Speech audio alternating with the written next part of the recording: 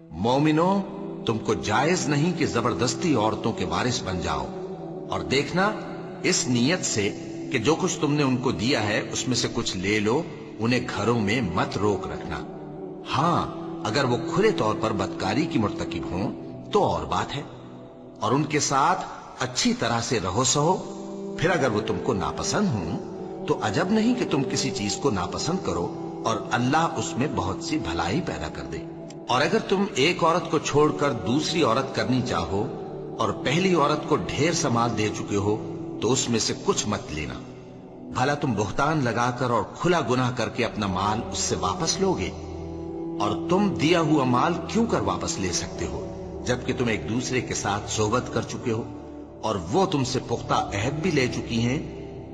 मर्द औरतों पर हाकिम है, इसलिए कि अल्लाह ने बास को बास से अफजल बनाया है, और इसलिए भी कि मर्द अपना माल खर्च करते हैं। तो जो नेक बीबियां हैं वो फर्माबरदार होती हैं और उनके पीठ पीछे अल्लाह की हिफाजत में माल और आबरू की खबरदारी करती हैं। और जिन औरतों की निस्बत तुम्हें मालूम हो कि सरकशी और बदखुई करने लगी हैं तो पहले उनको जबानी समझाओ, अगर न समझें तो फिर उनके साथ सोना तर्क कर दो। अगर उस पर भी बाज ना आए तो जदोकोब करो। फिर अगर तुम्हारा कहना मान लें तो फिर उनको ईजा देने का कोई बहाना मत ढूंढो। बेशक अल्लाह बहुत ऊंचा है, बड़ा है। और अगर तुम लोगों को मालूम हो कि मियां बीवी में अनबन है तो एक मुंसिफ मर्द के खानदान में से और एक मुंसिफ औरत के खानदान में से मुकर्रर करो। वो अगर सुलह करा देनी चाहेंगे तो अल्लाह उनमें मुवाफिकत पैदा कर देगा।